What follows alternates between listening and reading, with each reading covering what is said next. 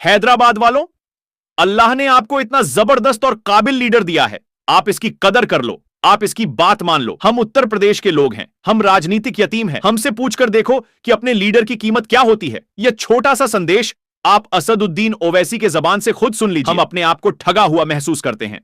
आपको अंदाजा भी नहीं है कि उत्तर प्रदेश में बीजेपी की सरकार है। ईद की नमाज आप इंटरनेट पर जाकर देखो, बड़े बड़े उलमाए किराम ने बयान दिया कि ईद की नमाज रोड पर नहीं पढ़ेंगे आप, बल्कि मस्जिद में, इस मस्जिद में 2 बार ईद की नमाज होगी, इस मस्जिद में 3 मरतबा होगी। और हैदराबाद में आपकी जमात है मजलिस, और आप तहज्जुद की नमाज रोडों पर पढ़ रहे थे। आप तहज्जुद की नमाज रोडों पर पढ़ रहे थे, क्यों पढ़ रहे थे? क्योंकि आप मुत्तहिद है, आपकी एक आवाज है मजलिस इत्तेहादुल मुस्लिमीन के रूप में। हम सियासी तौर पर यतीम नहीं है जो उत्तर प्रदेश में आज वह अपने आप को बेसहारा और लाचार मानते हैं।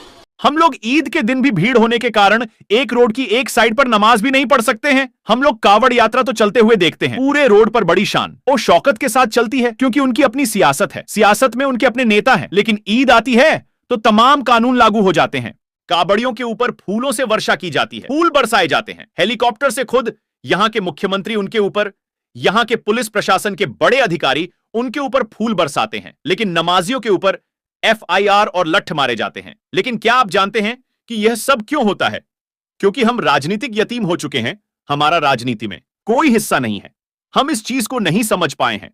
और आप तो बड़े खुशनसीब हैं कि आपको अल्लाह ने इतना मजबूत लीडर दिया है कि आपको जरूरत पड़ती है, आप जो चाहे वह खाते हैं, आप जहां चाहे नमाज पढ़ते हैं। हालांकि कोई रोड पर नमाज नहीं पढ़ना चाहता है, लेकिन इसके बावजूद अगर भीड़ हो जाती है तो आप लोग शांति से रोड के किनारे पर आसानी से नमाज पढ़ सकते हैं। आपको गोश्त कब खाना है यह तय नहीं करना पड़ता है। जब आपका मन करता है तो आप गोश्त खा लेते हैं।